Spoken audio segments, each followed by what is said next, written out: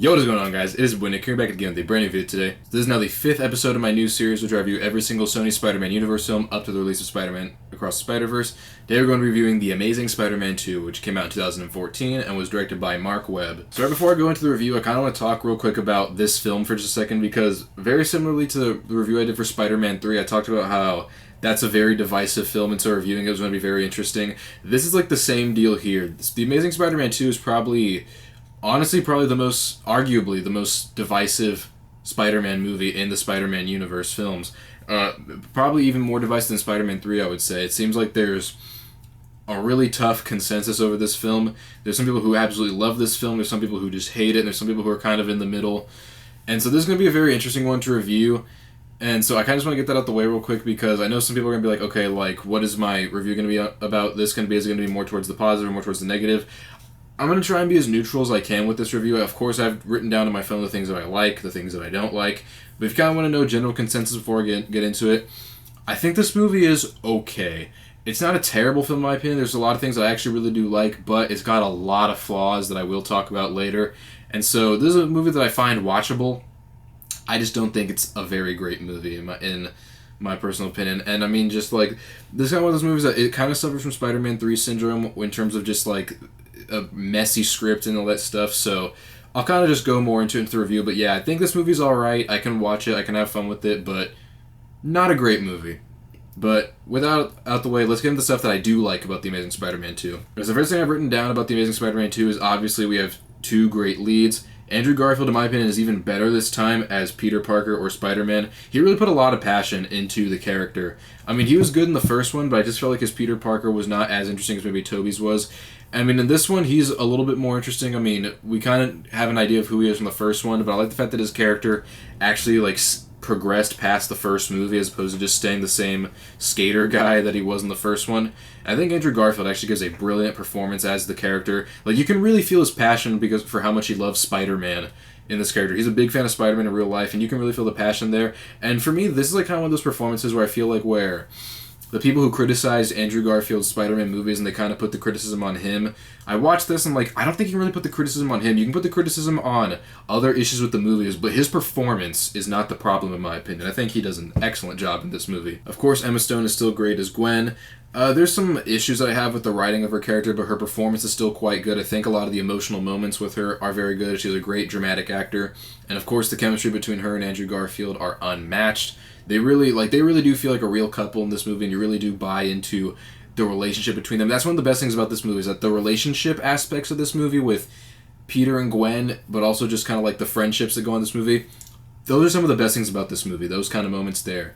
And I think that Stone and Garfield do an excellent job bringing that to life. I also wrote down that I think Electro is a decent villain. I have issues with Electro that I'll go into later, but I think that he's a decent villain. I think Jamie Foxx is pretty good as Max Dillon.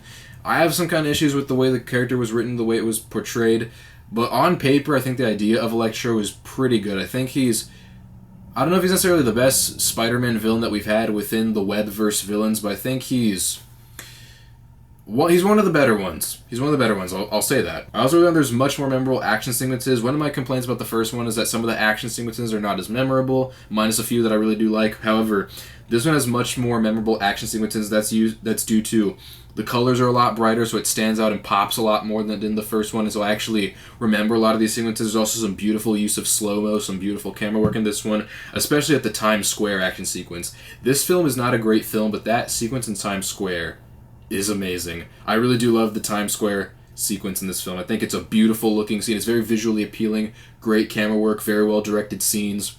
Very, very well done in my opinion. I also really like the swinging sequences. I think this arguably has some of the best Spider-Man swinging sequences in any of the Spider-Man movies we've had thus far. I do have some kind of weird things about how when he's falling out of the sky, I wonder how he got up there, and so that's kind of a weird thing, but aside from that, just the camera work and the way the costume looks and the CGI, it's really like the technology came so far at this point that they really were able to pull off amazing swinging sequences. And that's just the other thing. This movie is so much more visually appealing than the first one. The first one has some nice looking scenes that I've mentioned in the review, and I think that it's not a bad looking movie at all, the first one, but it does feel like it doesn't really have its own style, kind of. This one feels a lot more stylish, and it's much more visually appealing. There's much more vibrant colors It's a very visually appealing looking movie. I also think the suit in this movie is much better. As I mentioned, I don't hate the suit from the first one, minus the yellow eye pieces, but I think the suit in this movie is better. I typically get a bit suspicious when it comes to fan service. However, this is a fan service thing where I'm like, no, they did that justice. I'm glad they actually gave him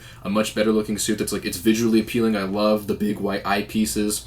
It's more comic book accurate, and I think it's just a beautiful, gorgeous looking suit. It's arguably the best looking Spider-Man suit out of anyone we've had thus far. And even though I do love the Tobey suit, I could argue this suit maybe is just a little bit better. I think it's a beautiful looking suit. As I said, there's some very well-directed, heartfelt scenes, and there's a couple that I've listed, and from this point on, I'm going to talk about spoilers for the movie, so if you have not seen The Amazing Spider-Man 2, you've been warned. If you want to see my overall thoughts at the end, you can go to a chapter where you can just skip over all this stuff and see my review at the end. Yes, there's some very heartfelt scenes in this movie, and I think that Mark Webb directed the heartfelt scenes very, very well.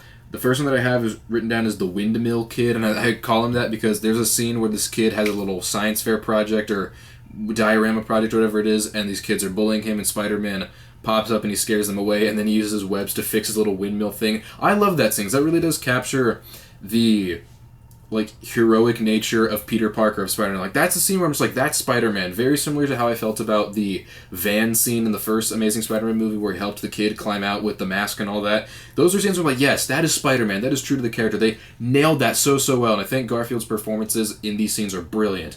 And those are the things that this film did right.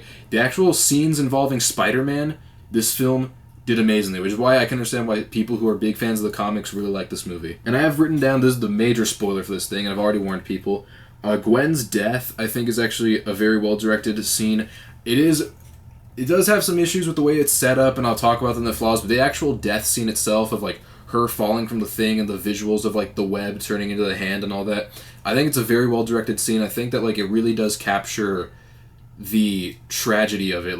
This film has a lot of issues, but the actual feeling of this scene, beautifully done. I actually do feel really, really bad for Peter whenever Gwen dies. It really is a heartbreaking moment, gut-wrenching stuff, and Garfield's performance in this is just utterly brilliant, in my opinion. I mean, it doesn't feel like a campy, over-the-top death scene. It really does feel like a guy who lost his lover. I think it's very, very well done.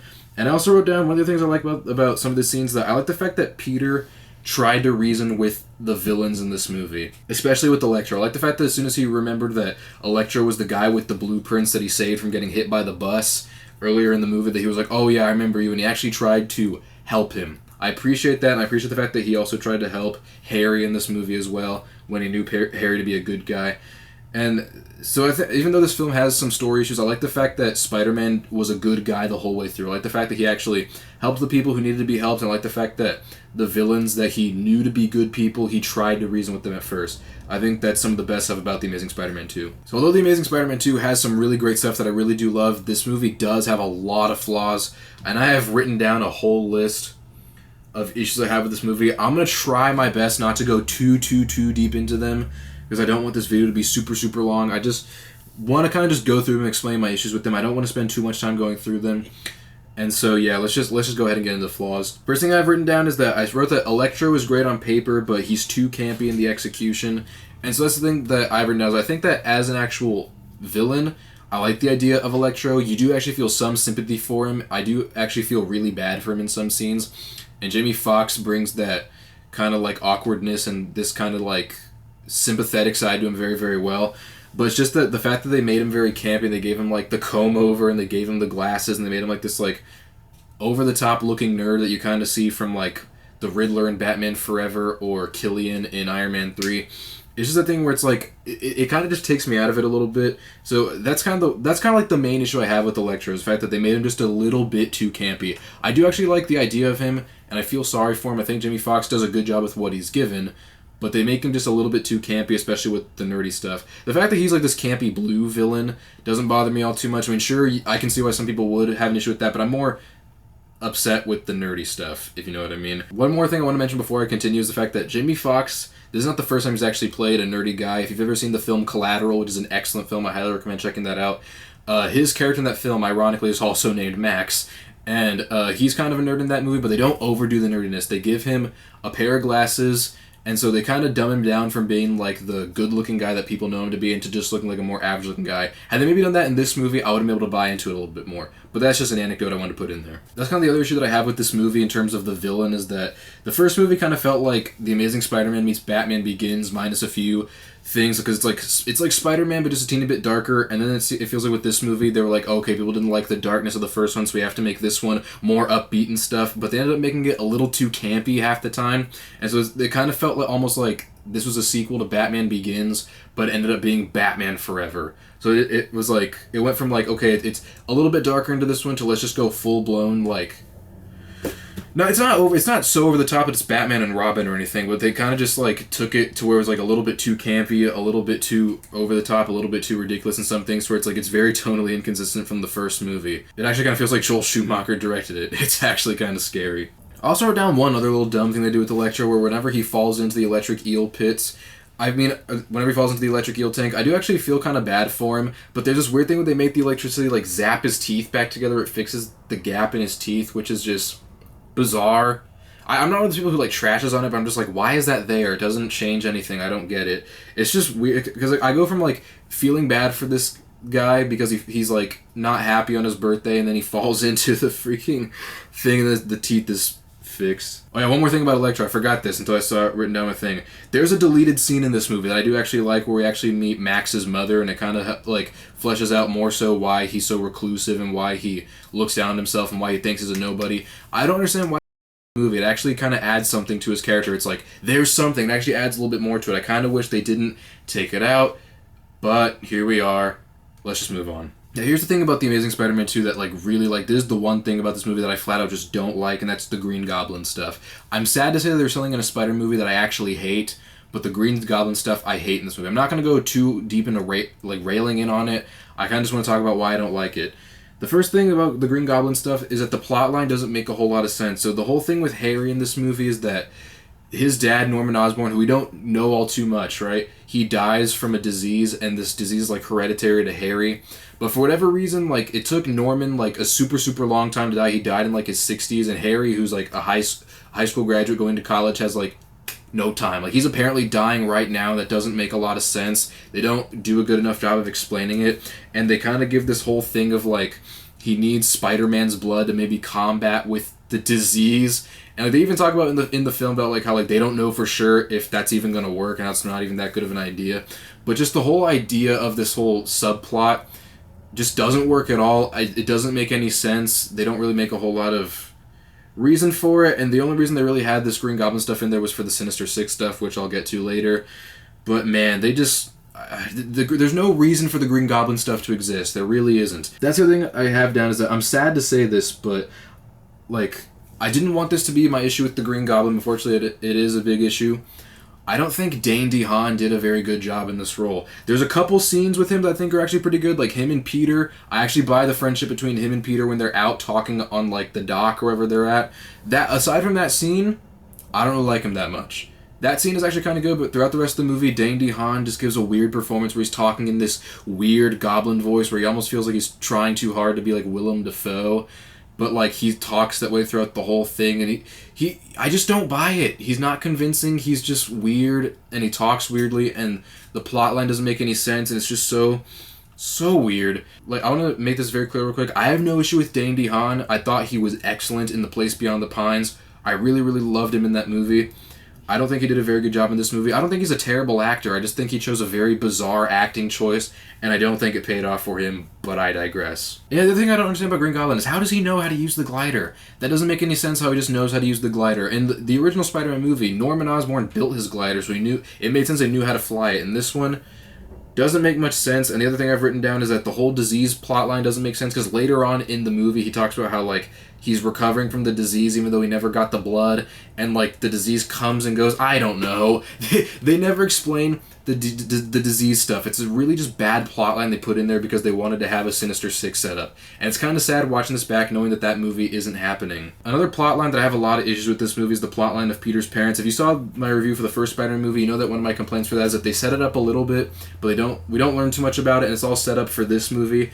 And then the payoff in this movie just isn't satisfying. It doesn't really go anywhere. I wrote down that there are some deleted scenes I think would have helped. Mainly, there's a great deleted scene where Peter actually finally gets to meet his dad. It's a very heartfelt scene, very well directed, very well acted, and I don't understand why they cut it out. They cut it out for time, obviously, because they filmed way too much and didn't know where to go with it. But man, it's such a heartfelt scene that's so beautifully done that like it actually gives some closure to this arc that I'm just like, they should have left it in there.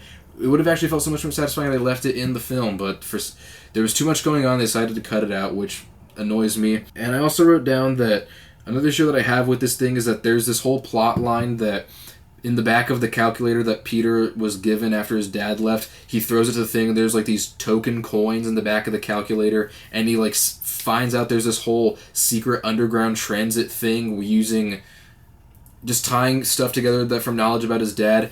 And he goes into this transit and he puts the coin into the thing, and there's this railroad subway thing that comes out of the ground of this abandoned thing, and there's a lab in there and a computer with a message that he apparently just left them all these years before so he could just find it now. What? I don't get how any of that works. I'm trying not to go too deep into it, but it's just it's like there's an unnecessary amount of explaining. That's what I have written down. An unnecessary amount of explaining to do with that, with how was he able to get the money to do all that? Who did this? Too much explaining, and like there's no way they could actually really make a whole lot of sense out of it. And it's just like you could just feel Sony getting their hands on it and just being like, we got to put this in there because there's too much stuff, and they just tie it together using conveniences, and that's a big issue I have. It's kind of how I felt a little bit about The Dark Knight Rises, but I won't go into that. But that's a good enough movie with some good like payoff, but they kind of tie everything together using conveniences that doesn't really work all that much. And this one, the conveniences don't work at all in my opinion, and that's just that's my 2 cents on that. What also doesn't make any sense is that in the scene at the beginning where it's them at the airplane, where it's Peter's parents and like they die and stuff, they have modern day Sony Vaio laptops which didn't exist when the scene took place. But I digress. And here's a huge issue I have with this movie. This film is just riddled with tonal inconsistency. And I have it written down after the parent stuff because here's a great example of that. The opening scene of this film, very tonally inconsistent. We go from this very sad, very mysterious thing about Peter's parents, and then we go into like this whole chase in New York with the Rhino, which I'll talk about in a second, and it's cut together with Gwen's graduation speech, and it's like so many different things go on at the same time, and it's like all haphazardly slapped together, and it's not tonally consistent at all. That's really what's frustrating about this movie to me. And yeah, Paul Giamatti as the Rhino, I'm sorry to say this, but he's laughably bad as the Rhino. He's kind of just like wrecking stuff with the semi-truck, and he's like going all over the place where he looks like he's hopped up on like 7 cans of Red Bull and some cocaine, and he's like he's like all campy and hyper, and like there's no reason as to why he stole plutonium.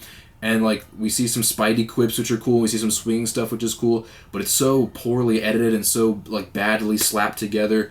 And they only put this in there because of Sinister Six stuff, because we never actually see the Rhino again until the end of the movie. We see him at the beginning, we see him at the end. They only did it for the Sinister Six stuff, and sure, it might have been entertaining in the moment, but it didn't do much for the movie, and it wasn't well acted. Paul Giamatti's a talented actor. I thought he was amazing in Saving Private Ryan.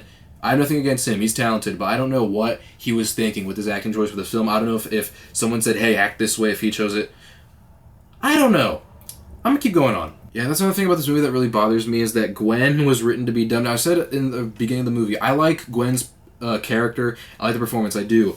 But the way that they write Gwen makes no sense. I mean, she's a valedictorian of her high school, which, okay, cool, I buy that. And she's a smart, like, girl from the first movie, and so the fact that she's the valedictorian for this one, I was like, okay, cool, I buy it. But then later on, they just make her dumb. During the Times Square scene where there's electricity flying everywhere, she's gripping a metal rail. Does she not know that she can get electrocuted and die? And what makes no sense is that in the very final battle with Electro at this thing, there's this whole thing where she's like, I need to help him because I can help with the power grids. Like, sure, I can understand why they want to put that in there, but I kind of feel like it was the writers going like, okay, people didn't like the fact that MJ was a damsel in distress in the Raimi film, so we're going to make Gwen do everything. We had Gwen make the antidote in the first one. That made enough sense because she was smart and worked at Oscorp, so that makes sense why she would want to do that. But with the electric grid, it's like, that doesn't make a lot of sense because we never know about the fact that she knows how to use an electric grid. And it's just that thing where they just had her there because they had to have her there, and Gwen's reasoning for wanting to be there is that she wants to be there because it's her right to be there. Even though, like, Peter explains to her over and over again, it's not safer. It's like, it would be like if I decided to walk into a war zone without any weapons or armor or training or anything. There's, like, gunfire everywhere. It's like, of course I'm going to get killed because I have no business being there. That's just the thing. They basically were just setting her up to die. I'm okay with the death scene. I just don't like how we got there. I don't like how they made her character dumb. They were just setting her up to die for the Sinister Six movie, and that really bothers me. There's also some logical inconsistencies. I'm not going to go too deep into it, but one big one for me is the fact that she's behind this like bunker glass when she's using the electric grid. I'm talking about Gwen Stacy still, and Peter's like all the way out over there, and somehow they can just hear each other even though they're not yelling at each other or using communications. It's dumb. Who cares? Another thing I have issue with this scene is that Electro plays a song. He plays the Itsy Bitsy Spider. And they even like make a joke of it if I hate that song. It's weird. I also don't care for the fact that Peter's ringtone is a very bizarre Spider-Man does whatever Spider can. Weird stuff. I don't know what they were thinking. Yeah, this is the final section of this flaw stuff that I'm going to go into. That the Sinister Six setup was a disaster. They clearly, they set too much stuff up and didn't know what to do with it, and they were all setting up for Sinister Six stuff. And you can really feel the passion that Mark Webb did for trying to, do what he did with the first one and bring it into this new one and do all the emotional stuff very well. And you feel Sony trying to just throw too much into the pit, and it gets overcrowded, and it's just, they did too much at the same time and didn't know what to do with it. And that's the huge overarching issue with this film. They have way too much stuff going on, too many characters, too many subplots, and they don't know what to do with it all. And it's partially a sequel to the first one while also setting up a Sinister Six thing, and none of it's consistent whatsoever. Felicity Jones has nothing to do with Felicia Hardy, or who's supposed to be Black Cat. They just had her in there because they wanted to set her up so we could see her as Black Cat in the second one. Shailene Woodley was actually supposed to be Mary Jane Watson in this movie, but they cut her scenes out so much so they're not even in the deleted scenes. They cut her stuff out completely in the editing room because they realized it didn't make a whole lot of sense. So there's even plot lines that didn't even get explored. There was just too much stuff going on. There's the vulture wings and the Doc Ock arms and the pan-by shot that we also saw in the trailer because they wanted to set up Sinister Six stuff. I also wrote down they did nothing with the Lizard post-credit scene from the first movie. There's an interesting post-credit scene with Lizard, which I'm not going to go into, but they did nothing with it in this movie. I feel like they could have done that had they not cared so much about all the Sinister Six crap. Had they not cared about the Sinister Six crap and just worried only about the Electro stuff, only about the Gwen stuff, and then put a little bit of the Lizard stuff in the background, this movie probably would have been amazing, but it's just too much going on, and it ignores plot lines, and it abandons plot lines, and plot lines don't go anywhere. I even have written down that Aunt May now has a job as a nurse, and that plot line doesn't go anywhere. Look, this is what I've written down. This film has way too much going on, and there's just not enough time for all of it. I don't hate this movie. I probably sounded more cynical than I meant to, but there's just so much crap going on in this film. There's not enough time for any of it. And the last thing I've written down is that Hans Zimmer and the Magnificent Six's score is distracting and bizarre. As I mentioned, I don't care for the itsy bitsy spider stuff that we had happen earlier in the movie, but also just the score is distracting. Look, Hans Zimmer is a very talented film composer. I'm a huge fan of Christopher Nolan. I love his themes for those movies. Hans Zimmer's incredible. He really is. However, he decided to collaborate with the Magnificent Six. I don't even know who that is or if that's a group or anything. I'm assuming that they're electronic people or dubstep people because they have electric stuff going on while the music is playing. It's distracting because it's supposed to be Electro's voice. It's bizarre. I don't feel like it does a whole lot for the movie. It's distracting. It's weird. I don't know. Guys, look, I probably went on a tangent more than I meant to. I probably sounded more cynical than I meant to. I don't hate The Amazing Spider-Man 2. I can have fun with this movie. The scenes that I love, I really do love. But there's a lot of low lows, and this is not a great movie. I don't think it's as bad as people make it out to be. It's just a scatterbrained mess. And has too much going on for his own good. But with that out the way, I do kind of like The Amazing Spider-Man 2. It's okay. I just don't love it. I'm just going to give it an overall rating of a 7.5 out of 10, which might seem friendlier than I probably made it sound. But 7.5 out of 10 is okay for me because I enjoy the good stuff, and I enjoy some of the stuff on paper, just the execution is off. There's really only a few things about this movie that I really just don't like, and that's the Green Goblin stuff, which I flat out just do not like at all, minus some stuff here and there, and I don't like the Sinister Six setup. Aside from that, this movie's alright. I can have fun with this movie. This movie is kind of like The Phantom Menace, where it's not a great movie, but I can have fun with it, and I'm going to give it an overall grade of a C+. So that's actually the lowest grade I've ever given any movie in anything I reviewed. The lowest grade I ever gave to a movie prior to this review was Thor: The Dark World. I gave that movie a B-. I think it's an alright film. I gave this one a C+, because there's a lot of good stuff about it, but it's so many things they don't know what to do with it, all haphazardly slapped together.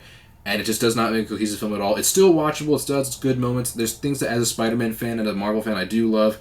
It's just not great. Guys, what are your thoughts on The Amazing Spider-Man 2? I really would like to hear your guys' opinion down in the comments below. This movie is alright. It's not great, but it's not terrible either. It's an okay movie. I can have fun with it, but it's it's disappointing what it turned out to be, especially considering that the first one was pretty good for the most part. And it's also kind of sad looking back at it now that we're not going to get all the Sinister Six stuff or all the stuff that they promised. But the one contribution I can give it is that because this film didn't end up doing all that well, we did get a whole bunch of really great projects after it, like Tom Holland's movies and the Venom standalone stuff and Spider-Verse.